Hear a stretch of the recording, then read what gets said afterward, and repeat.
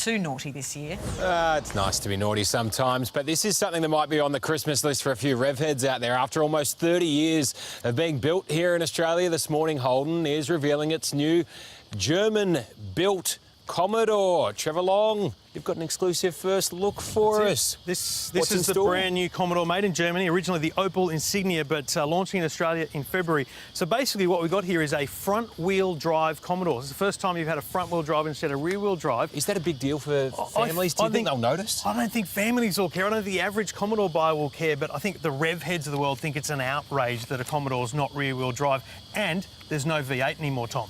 Now, so what do we have? There's a four-wheel drive, a four-cylinder, a six-cylinder. Yep. Two engine or three engine variants, a diesel, a four-cylinder and a six-cylinder. While you're talking engine, let's fire it up, because that's what all the This car you're getting in is the VXR. This will be about $56,000. This is the sporty model. This replaces kind of the SS Commodore. Still sounds good, goes well. It'll take on a Commodore from a couple of years ago with no question at all. And Tom, it's all-wheel drive.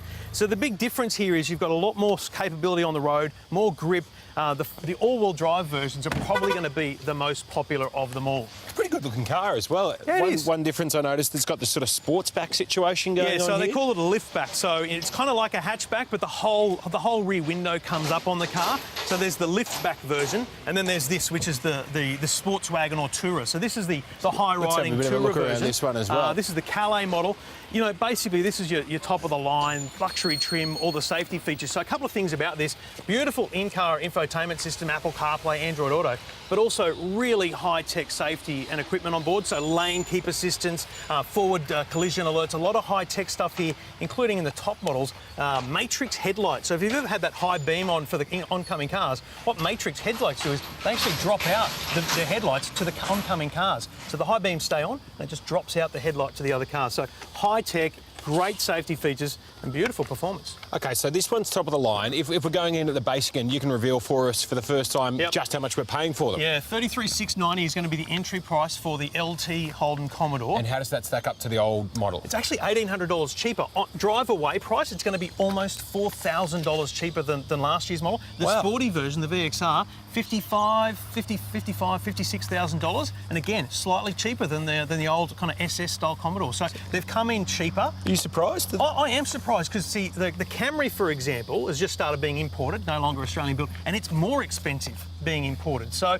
you know, they've done well. A lot of competition in this sort of sportback model. I think you've got another one here for us to look at as well, which is pretty fetching. A similar shape here with that lift back. Look, this is the Kia Stinger. So competing with that VXR, the sporty model, this is a $45,000 to $60,000 car. So it doesn't compete at the entry level. You're probably going to look at a Mazda 6 or a Volkswagen to compete with the entry level Commodore. Because remember, there's no Falcon anymore either. So right now, with no local manufacturing, we've really got a huge choice because every single car is imported.